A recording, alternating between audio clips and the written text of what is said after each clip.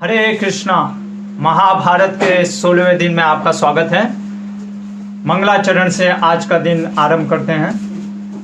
नारायणं नमस्कृत्यं नरं चैव नरोत्तमं देवीं सरस्वतीं व्यासं ततो जयमुदीरये। हरे कृष्णा। तो 2 दिन जो पूरे द्यूत क्रीड़ा का हमने देखने का प्रयास किया कि क्या चल रहा था द्यूत क्रीड़ा में। बहुत से लोगों के बहुत से प्रश्न आए। उन सभी प्रश्नों को मैं तो सब नहीं ले पाऊंगा, लेकिन फिर भी कुछ कुछ बहुत महत्वपूर्ण प्रश्न बहुत से लोगों ने पूछे हैं। तो मैंने सोचा कि क्यों ना उन प्रश्नों को ले लेते हैं। और फिर भी अगर आपके कोई प्रश्न होंगे तो आप कृपया करके कमेंट में डाल देना, ठीक है। मैंने कुछ प्रश्नों के उत्तर इसलिए कमेंट में नहीं दिए क्योंकि मेरे को लगा कि ये प्रश्न हर एक के हो सकते हैं, इसलिए इनको क्लास में ही लूंगा। अगर आपके अभी भी कोई प्रश्न होंगे तो आप कमेंट में डाल देना। हमारे सचिसुत प्रभु उसको बीच में भी बोल करके मेरे को बता सकते हैं। तो जैसे द्यूत क्रीड़ा में ने देखा कि द्रौपदी का जो प्रसंग आया कि जब युधिष्ठिर महाराज ने द्रौपदी को जुए द्यूत के दांव पे लगाया तो बहुत से लोगों ने बहुत सारे प्रश्न करने लग गए। और एक स्वाभाविक प्रश्न उठने लग गया ये कि धर्मराज युधिष्ठिर अपनी पत्नी को दांव पे जो लगाए, और ये तो अन्याय था ही, लेकिन एक और चीज, क्या वो डर गए थे? डर के कारण क्या कुछ नहीं बोल रहे थे? ऐसा बहुत से लोगों ने, यहाँ हम देखते हैं कि तथाकथित मॉडर्न राइटर ऐसा लिखते हैं कि डर के कारण युधिष्ठिर महाराज क्या किए? कुछ नहीं बोले। डर किस चीज का? वो लोग कहते हैं कि वो डर गए थे कावर्डली, मतलब कि जैसे एक होता है ना भय होना कि अरे मैं कैसे युधिष्ठिर कैसे लड़ सकता हूं, क्या वो भयभीत थे? आज हम देखेंगे लोग जो सोचते हैं ना, हम भी पहले सोचते थे, जब मैंने भी पढ़ा पहली बार तो मेरे को ऐसा लगा कि युधिष्ठिर महाराज कैसे हैं? गांधी के जैसे हैं, ठीक है ना। एक गाल है आगे किया, एक थप्पड़ मार दो और फिर क्या होता है? दूसरा गाल भी आगे बढ़ा दो। क्या युधिष्ठिर महाराज गांधी को एकदम प्रतिदिन रिप्रेजेंट करते थे? देखेंगे। सबसे पहला प्रश्न कि युधिष्ठिर क्या डर के कारण द्रौपदी को कुछ नहीं बोले? हमें जानना होगा कि युधिष्ठिर महाराज को सिर्फ डर किस चीज का रहता है? गैम्बलिंग का। किसका? गैम्बलिंग का डर नहीं, धर्म का डर है कि मेरे से धर्म अधर्म ना हो जाए अनजाने में। उन्होंने गैम्बलिंग क्यों खेला? 2 रीजन, मैंने आपको 3 रीजन बता चुका था, ठीक है। पहला चीज कि अपने बड़े बुजुर्गों का उन्होंने प्रतिज्ञा लिया था कि मैं उनका कभी अनादर नहीं करूंगा। और दूसरा, अपने वचनों को, क्षत्रिय का एक वचन होता है कि उसको अगर कोई युद्ध में या द्यूत के लिए बुलाए तो उसको जाना ही पड़ता है। आप समझने का प्रयास करो। हम बात कर रहे हैं उस समय की जब लोग झूठ नहीं बोलते थे, जब किसी को अगर कोई सेवा देता था तो वो सेवा करता था, चाहे गुरु कोई बालक को बोले या एक पिता अपने पुत्र को बोले तो वो उसके महत्व को समझता था। इसलिए कई लोग कहते कि इतना क्या ओबीडियंस होना, इतना आज्ञाकारी होने से क्या फायदा? क्योंकि हम कभी आज्ञाकारी है ही नहीं ना। हम तो गुरु की बात को सुनते नहीं हैं। गुरु कुछ बोलता है तो बस उड़ा देते हैं, ठीक है। कोई सेवा देता है तो हमको लगता है, और फिर हम सोचते हैं कि हम इतना जीवन में दुख क्यों झेल रहे हैं?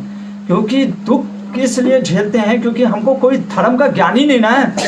इसलिए लोग कहते हैं अरे हम अच्छे हैं, हमारे साथ बुरा क्यों होता है? आप सही में देखो, आप क्या अच्छे हैं?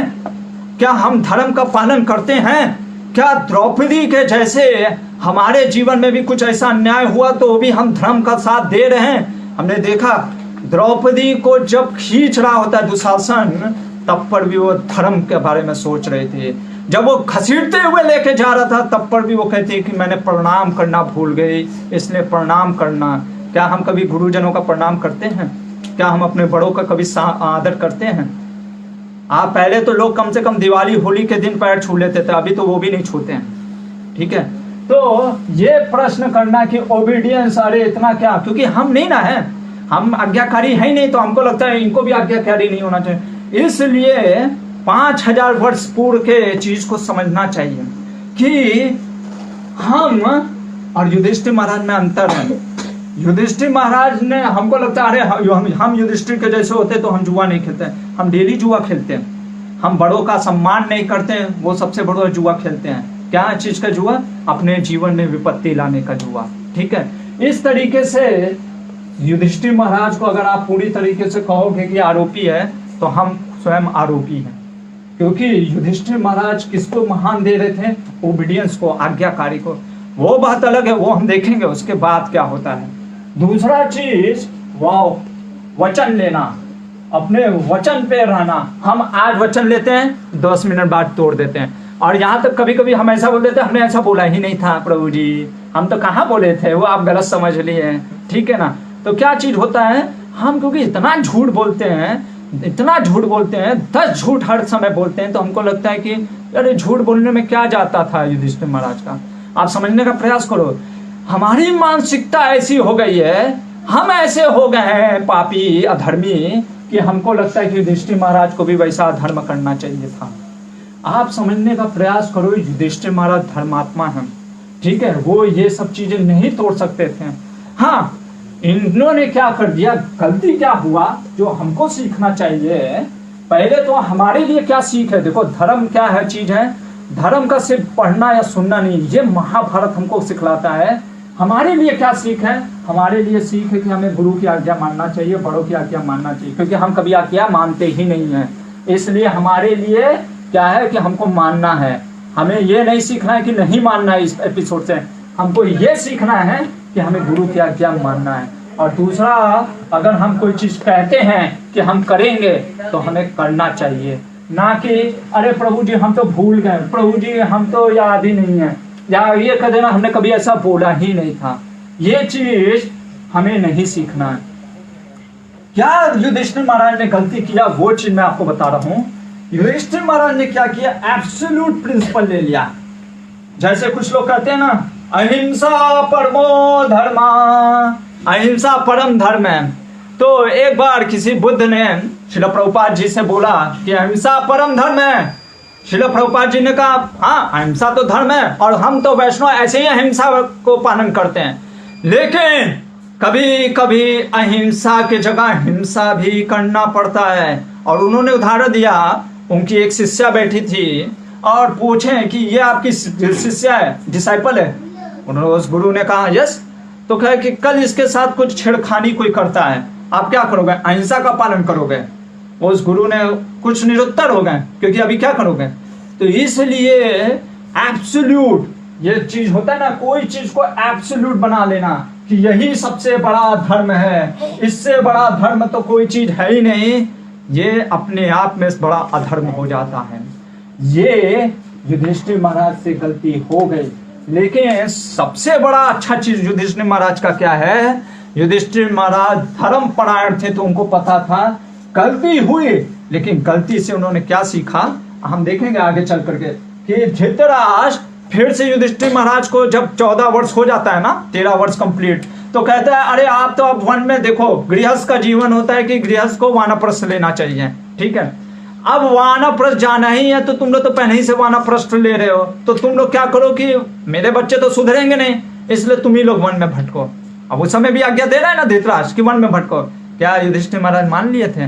नहीं। उस समय उन्होंने कहा मैं अपने लिए ये नहीं मांग रहा हूं जमीन, किस लिए राज्य करना चाहता हूं, धर्म से राज्य करना चाहता हूं, इसलिए मेरे को कम से कम 5 गांव तो चाहिए ही चाहिए। वहां पे हम देखते हैं कि वो फिर ओबीडियंस नहीं रहते हैं। ठीक है, ये चीज सीखना चाहिए युधिष्ठिर महाराज से। आप किसी एक इवेंट को लेकर के, जीवन में कोई एक घटना को लेकर के किसी के पूरे चरित्र का निर्माण नहीं कर सकते। ये चीज मैंने पहले भी आपको बताया। कोई एक घटना लेकर के आप किसी को एकदम निर्लज्ज नहीं कह सकते, और किसी एक घटना को लेकर के आप ये नहीं कह सकते वो सबसे महान व्यक्ति है। ठीक है, ये चीज है। महाभारत हमको पूरा कंप्लीट पिक्चर, धर्मशास्त्र पूरा कंप्लीट पिक्चर दिखाता है कि गलती हुआ है, क्योंकि ये भौतिक जगत है, यहाँ पे अच्छे आदमी भी गलती करेंगे, क्योंकि कोई कंप्लीटली परफेक्ट है ही नहीं। सिवाय भगवान श्री कृष्ण के, जो कि कंप्लीटली परफेक्ट हैं और परफेक्टली कंप्लीट हैं, उनके अलावा कोई ये कहता है कि प्योर बीइंग, मैं प्योर हूं, मैं आइडियल हूं, that is nothing only A myth, वो एक सिर्फ झूठ है।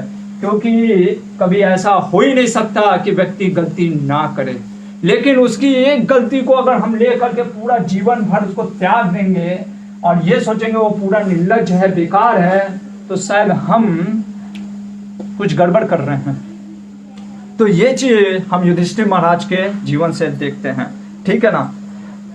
आगे जैसे एक प्रश्न और लेते हैं, ठीक है ना, कि बहुत अच्छा क्वेश्चन उठाया जब दुशासन ने, भीम ने बोला, देखो कितना मतलब कि ब्यूटीफुल मैरिज का कॉन्सेप्ट भी भीम दे रहा है वाइफ का प्रोटेक्शन के ऊपर। भीम क्या बोलता है, जब दुशासन खींचीट के लेके जा रहा होता है, भीम कहता है कि अर्जुन लोग को, अपने पांचों पांडवों को, कि हमारी पत्नी को ऐसे खसीटते हुए लेके जा रहा है, इससे क्या होगा, इससे जो गर्भ होगा ना, जो गर्भ धारण की हुई थी द्रौपदी, वो गर्भ क्या होगा, वो उल्टा मतलब कि वर्ण संकर उत्पन्न होगा। यहाँ पे धर्मशास्त्र क्या कहता है, जो हस्बैंड होता है, एक पति का धर्म बताता है कि उसको अपने वाइफ का हमेशा प्रोटेक्शन करना चाहिए, इसलिए उसके अंदर रहती है वाइफ, ठीक है ना। कभी भी वाइफ को, पत्नी को हमेशा संरक्षण देना चाहिए। अगर वो हस्बैंड संरक्षण देने में समर्थ नहीं होता है तो पुत्र वर्ण संकर उत्पन्न होता है, ठीक है। ये तो हो गया बाहरी रूप से।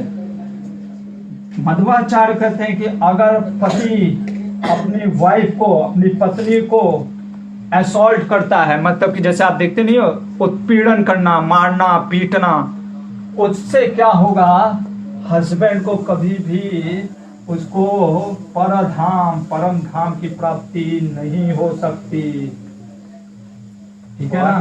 वर्ण संकर का होता है, वर्ण संकर मतलब कि वर्ण संकर पुत्र उसको कहते हैं जिसका वर्ण दूषित हो गया, ठीक है ना।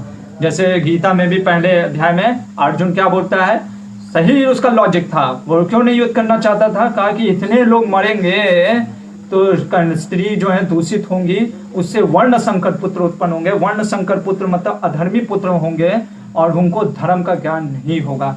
उसका लॉजिक सही था, लेकिन वो लॉजिक से उसका इंटेंशन गलत था, वो धर्म से भागना चाह रहा था, ठीक है। वो आपने गीता में पढ़ा होगा। तो ये परम धाम को नहीं कभी प्राप्त कर सकता, इसलिए हस्बैंड को कभी भी अपने वाइफ को हमेशा प्रोटेक्शन देना चाहिए। हाँ, अब इसमें भी एब्सोल्यूट है, ये भी नहीं लगा लेना चाहिए। वहां पे धर्मशास्त्र कहता है अगर पत्नी ने खुद छोड़ दिया हस्बैंड को, छोड़ करके भाग गई या कहीं और चली गई, तब हस्बैंड की कोई जिम्मेदारी नहीं रहती है, उस समय उसकी कोई दुर्गति नहीं होती अगर पत्नी के साथ कुछ दुर्व्यवहार होता है, क्योंकि पत्नी स्वयं छोड़ करके चली गई है। तो ये चीज था। तो जब भीम ने ये प्रश्न उठाया था कि वर्ण संकर पुत्र उत्पन्न हो सकते हैं, तब धर्मराज युधिष्ठिर ने कहा कि हमारी पत्नी क्या है, यज्ञसेनी है, धर्मपरायण है, कभी ऐसा होगा ही नहीं कि हमारे पुत्र वर्ण संकर होंगे। क्योंकि क्या चीज है, हम अभी भी अपने पत्नियों को अत्याचार हम करने रहे और हम समर्थ हैं, हम वो करेंगे भी और उसका सजा देते हैं, ये चीज है, ठीक है ना।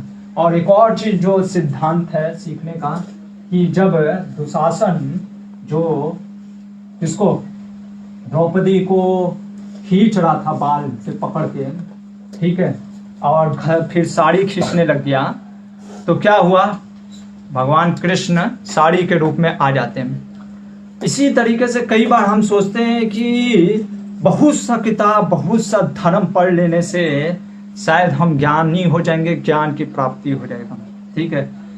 मध्वाचार्य कहते हैं कि जबरदस्ती ज्ञान, जबरदस्ती शास्त्र भी आप पढ़ लो, तब पर भी आपको धर्म का मर्मज्ञ नहीं पता चल सकता, क्योंकि आप अधर्म से जैसे दुशासन अधर्म से बाय फोर्सफुली आप शास्त्र को नहीं पढ़ सकते। ये जो शास्त्र है ना, ये भी एक पुरुष के समान है। इसको भी पढ़ने के लिए नमस्कार, आदर, सत्कार और गुरु शिष्य परंपरा की जरूरत पड़ती है। नहीं तो आपके पास बहुत से पुस्तक है। लोग जैसे आजकल इंजीनियरिंग का डिग्री क्वालिफाई कर लेते, कहते टीचर्स की क्या जरूरत, हम ऐसे ही सारे शास्त्र खरीद लेंगे, पढ़ लेंगे, हमको सब ज्ञान हो जाएगा। नहीं, आपको ज्ञान होगा। वो मर्म जो है ना शास्त्र का गुह्यम ज्ञान, वो समझने के लिए आपको गुरु शिष्य परंपरा की जरूरत पड़ेगी। तो ये चीज था, ये 2-3 ऐसे प्रश्न जो लोगों ने उठाए थे। और एक और प्रश्न था कि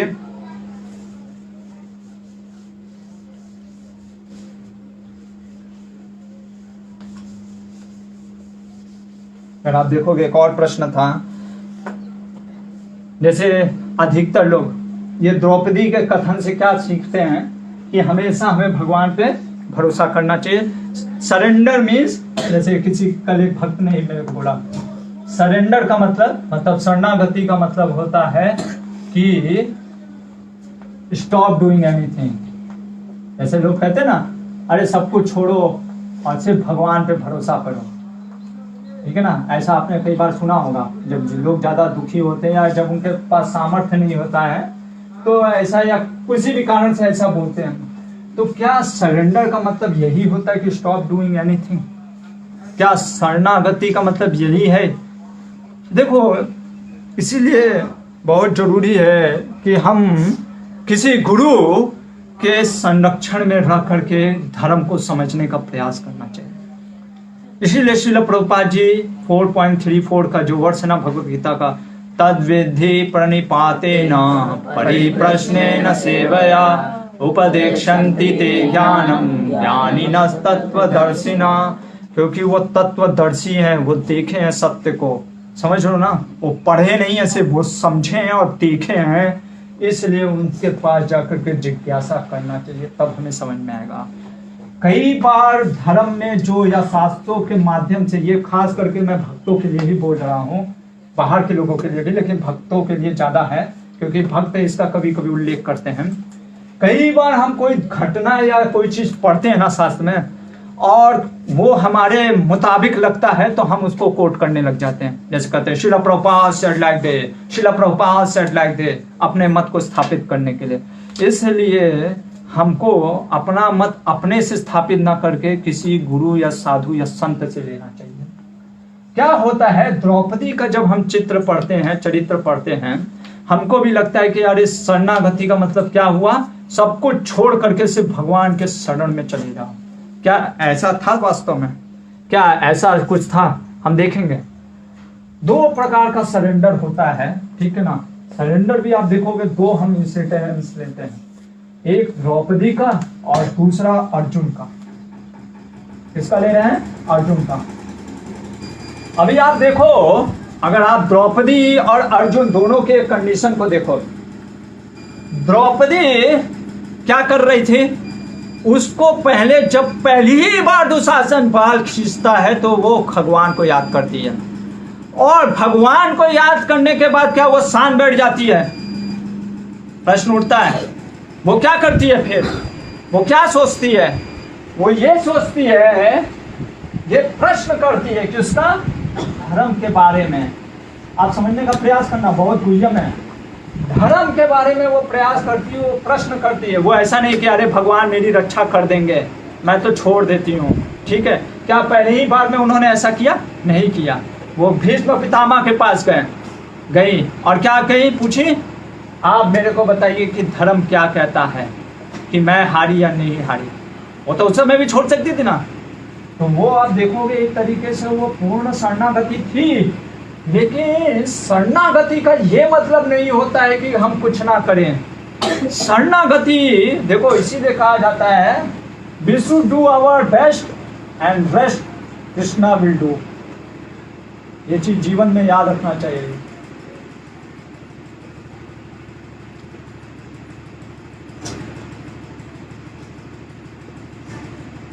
कई बार मेरे स्कूल गुरुकुल के बच्चे क्या बोलते हैं, प्रभु जी कृष्णा राधा रमन जी रक्षा करेंगे ना, मैं कहता हूँ हाँ रक्षा करेंगे, आप पढ़ो। आप 40 नंबर का पढ़ोगे और राधा रमन जी के बाहर जाके बैठ करके 3 घंटा ऐसे कहोगे कि राधा रमन जी मेरे को 40 के जगह 100 नंबर दे दीजिएगा, तभी मिलेगा 100 नंबर जब गुरुजी सो गए होंगे कॉपी चेक करते वक्त, ठीक है ना।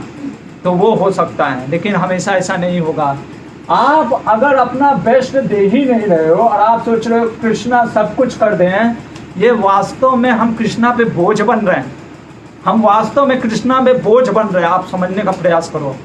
हमारे जितना सामर्थ्य में है हमें इतना प्रदर्शन करना चाहिए।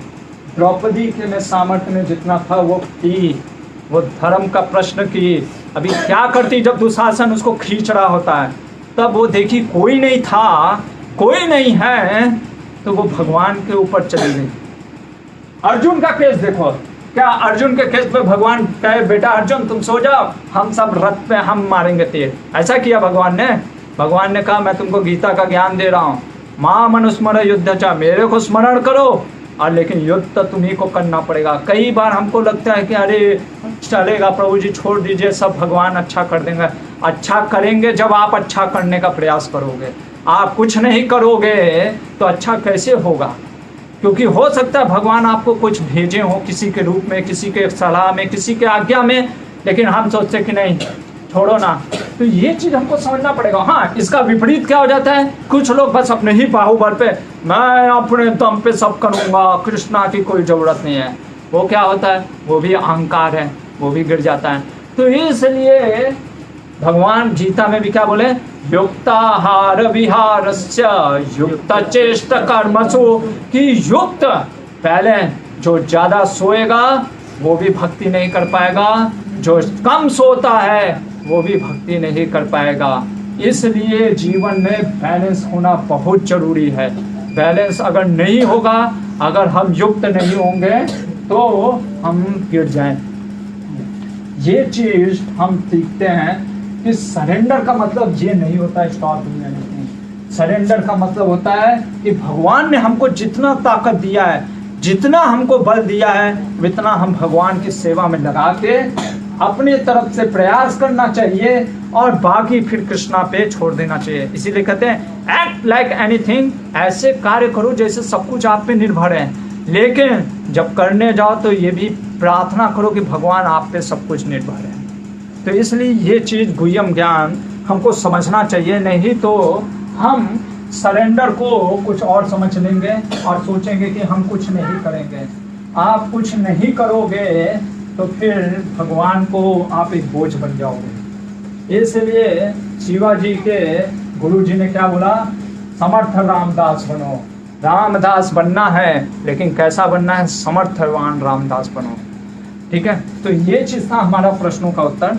आगे बढ़ेंगे, जैसे महाभारत में आप आएगा बहुत से अभी प्रश्न, तो हम लेते रहेंगे। तो हम फिर दाव हार गए, वो लोग निकलने लगते हैं। जैसे भगवान श्री राम जब निकल रहे होते हैं, रामायण में आप पढ़ोगे तो सारे अयोध्यावासी निकल गए थे। ऐसा लग रहा था कि वन अयोध्या हो गया और अयोध्या वन हो गया।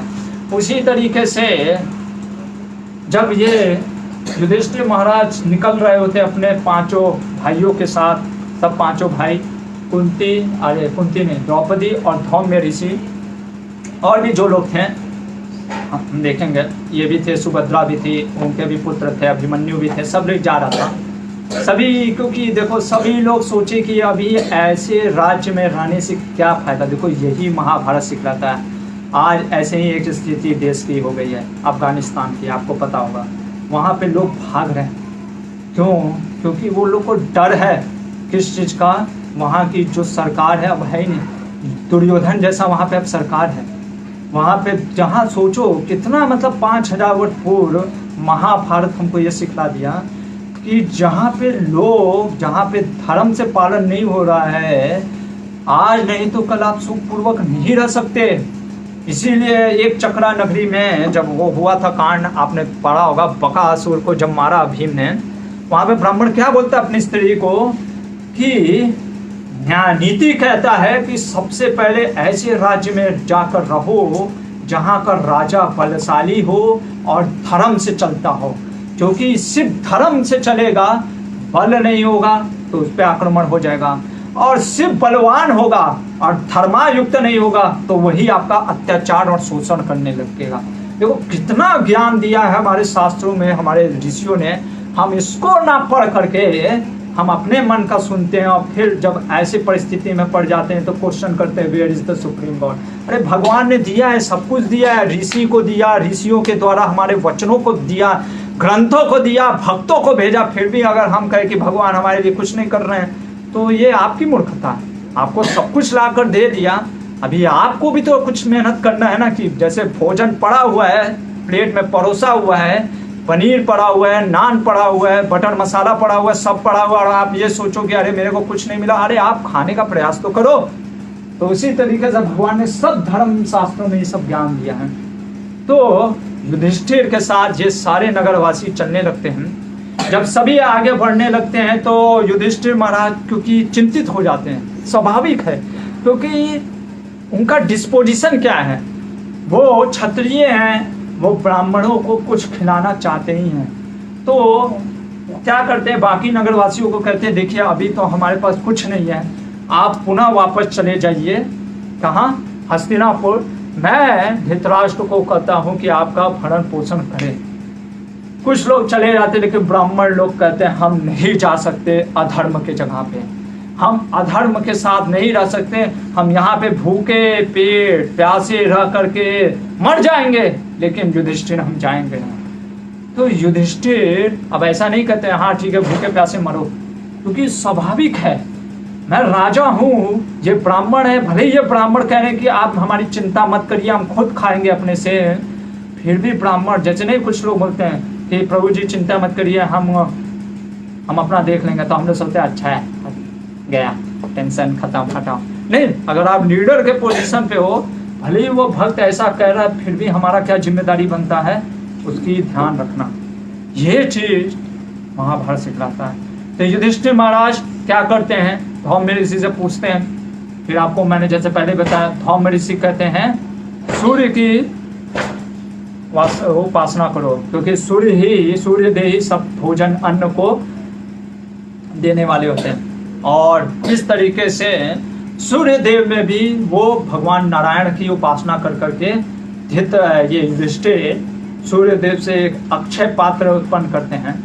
अक्षय पात्र मिल जाता है, वही अक्षय पात्र। तो कुछ लोग कहते हैं अक्षय पात्र में खाना क्या कैसे बनता है। देखो अक्षय पात्र में क्या था, उसमें जो भी भोजन बनता था, मान लो राइस बना, एक बार में चावल बना, कुछ सब्जी बना, कुछ भी बना, उस पात्र से, उस पात्र में जो भी प्रसाद बनता था, भोग या जो भी, उसका क्षय तब तक नहीं होता था जब तक कि द्रौपदी उस प्रसाद को या ग्रहण न कर दिया, तब तक वो क्षय होता ही नहीं था। ऐसा 12 साल तक का उनको वो मिला था, क्या वरदान मिला था। और अज्ञातवास में उनको कोई जरूरत पड़ेगा नहीं, इसलिए 12 साल के बाद सूर्यदेव ने कहा था मैं ये ले लूंगा। ये चीज होने के बाद क्या होता है, अक्षय पात्र मिलने के बाद इधर धृतराष्ट्र का नींद चला गया होता है, ठीक है, नींद नहीं आ रहा होता है। विदुर जी को बुलाते हैं और बोलते हैं कि आप मेरे को बताओ, जैसे नहीं कभी कभी हमें नींद नहीं आता है तो हम बोलते हैं मम्मी कुछ कहानी सुनाओ। अच्छा ठीक है, उन्होंने बोला विदुर जी कुछ अच्छी बातें बताओ, क्या मेरे को करना चाहिए। विदुर जी ने एकदम सटीक आंसर दिया। देखो कई बार क्या होता है ना, जो लोग लात के होते भूत ना, जिनको नहीं समझ में आता है मीठा मीठा वाणी, तब उनको एकदम कटाक्ष मारना पड़ता है। इसलिए कुछ लोग कहते हैं ना अरे साधु लोग इतना स्ट्रेट फॉरवर्ड क्यों होते हैं। स्ट्रेट फॉरवर्ड बोलना पड़ता है क्योंकि आपके कान के पर्दे खराब हो गए हैं, आप सुनना नहीं चाहते हो, इसीलिए कभी कभी गुरु जी एकदम दंड करके ऐसे बोलते हैं, ऐसे करो, तो फिर हमको लगता है ये गुरु जी गलत हैं, गड़बड़ हैं। गड़बड़ वो नहीं है, गड़बड़ हम हैं। हम अगर मीठी बात से समझ जाएं तो फिर गुरु जी क्यों दंड दें। उसी तरीके से विदुर ने कहा सुनो, मैंने तुमको पहले ही बोला था ये गीदड़ का बच्चा है, इसको अभी भी मार के फेंक दो बाहर। ऐसे कठोर वचन में बोलते हैं कि दुर्योधन को एक्चुअली थोड़ा नेट का दिक्कत हो गया है। ओके, मेरे को नहीं चल रहा, लेकिन यहाँ पे चल तो रहा है, लेकिन कुछ लोग कमेंट कर रहे हैं वीडियो स्टॉप होने का। कंटिन्यू कीजिए, कोई दिक्कत नहीं। अगर कभी भी आपका वीडियो स्टॉप हो रहा है तो आप हम लोग को लिख सकते हैं कमेंट में, वीडियो स्टॉप हो रहा है।